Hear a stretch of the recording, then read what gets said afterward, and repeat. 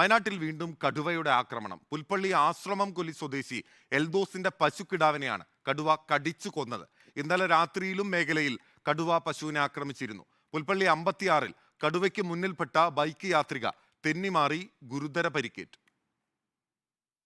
വയനാട് പുൽപ്പള്ളിയിൽ വന്യജീവി ആക്രമണത്തിന് ശമനമില്ല. പുൽപ്പള്ളി ആശ്രാമം കൊല്ലിയിൽ കടുവയുടെ ആക്രമണത്തിൽ പശുക്കിടാവ് ചത്തു. ഐക്കരക്കുടി എൽദോസിന്റെ പശുക്കിടാവിനെയാണ് കടുവ ആക്രമിച്ചു കൊന്നത്. ഒരു 11 മണിക്ക് ഞാൻ ഇത് കരച്ചിൽ കേട്ടിട്ടാണ് ചാടി എഴുന്നേക്കുന്നത്. അപ്പോൾ ഞാൻ ചാടി എഴുന്നേറ്റ് ലൈറ്റൊക്കെ ഇട്ടിട്ട് നോക്കുമ്പോൾ കടുവ കിടാവിനെ പിടിച്ചുകൊണ്ട് പോവുകയാണ്.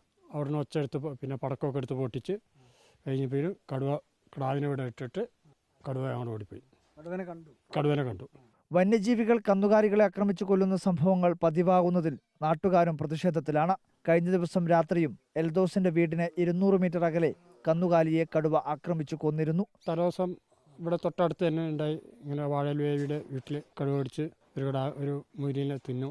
ജീവിക്കാൻ വേണ്ടിയിട്ടാണ് ഇതൊക്കെ ചെയ്യണത്. കന്നാലിനെ വളർത്തുന്നതും കൂട് വെച്ചാൽ അവർ പിടിക്കും എന്നുള്ള പ്രതീക്ഷയിലാണ് നിൽക്കുന്നത്. പുറത്തിറങ്ങാനുള്ള ഒരു പേടിയാണ്.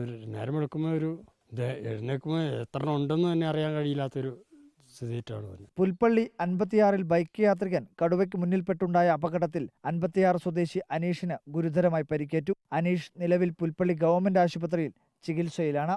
റിപ്പോർട്ടർ, വയനാട്.